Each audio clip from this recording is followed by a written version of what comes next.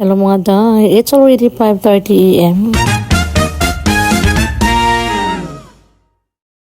Diyos ko dahil 5:30 na nga ako nagising mga mare. Sobrang puyat ko nga kagabi. Sobrang kalat nga dito sa gilid ko kasi gumawa nga ako ng project ni Ate Casey. Scrapbook, tignan nyo naman. Sobrang cute. Partida, wala pa nga yung mga decoration. How much more kung may decoration na yan? O diba, tignan nyo nga yung bibig ni Ate Casey. Sobrang laki nga. Sobrang napuyat din siya kagabi mga mare kasi marami rin siya mga assignment. Kasabay nga kami natulog kagabi. Ayan, nagilamos nga lang muna tayo dyan para mawala-wala naman yung mga muta sa mga mata natin. Charish. Yun talaga yung ginagawa kong routine every morning. Naghihilamos muna, nag-toothbrush. Para naman fresh na fresh din yung gising natin. Uy, salamat. Ayan, toothbrush muna tayo.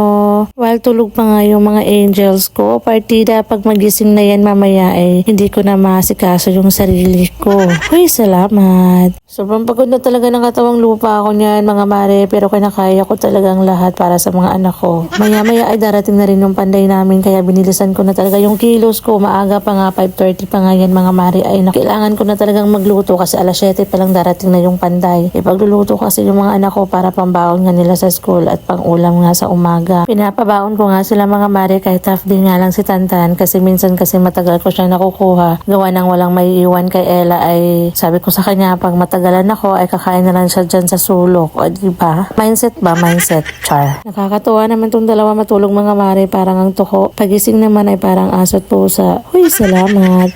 Maaga pa nga niyan mga mare, ang sama na nga ng panahon. Ito nga pala yung sa likod ng pintuan namin mga mare ay hindi pa nga siya nalagyan ng tiles. At yung pintuan pa nga namin mga mare, hindi pa nga siya nalagyan ng pintura. Sobrang gulo pa nga ng bahay namin mga mare kasi wala pa nga kaming maayos na mapagsasampayan ng mga damit namin kasi hindi pa nga tapos gawin yung terrace namin. Napauna ko nga kay tatay yung terrace mga mare kasi gawa nang wala nga kaming mapagsasampayan ng mga damit namin. So anyways, fast forward, na-prepare ko na nga yung pagkain ng mga anak ko na babaunin nga nila sa school. Pagkatapos nga naman nila mga mare ay ako naman yung kumain. Gawa nang nagmamadali na rin ako niyan mga mare kasi si tatay nga nandun na nga sa taas. Wala nga siyang labor kasi ako nga yung labor niya. Uy, salamat. Salamat Lord sa lakas na binigay niyo po sa akin para magawa ko po yung dapat kong gawin. Uy, salamat. Ayun, muntik na nga ako mabulunan yan mga mare sa kakadali ko nga. Diyos mio. Alam niyo naman wala tayong budget pang labor mga mare kaya ako na nga lang yung nag-labor. Uy, salamat. Minsan naawa na rin ako kay Laliit mga mare kasi hindi ko na nga siya naasikaso. Gawa nang may ginagawa nga kami ni tatay, wala ngang labor, no choice ako. Wala nga akong pambayad sa labor kaya ako na lang nag-labor. Kapos nga tayo sa budget for today's video. Huy, salamat. Pero okay lang, matatapos din to.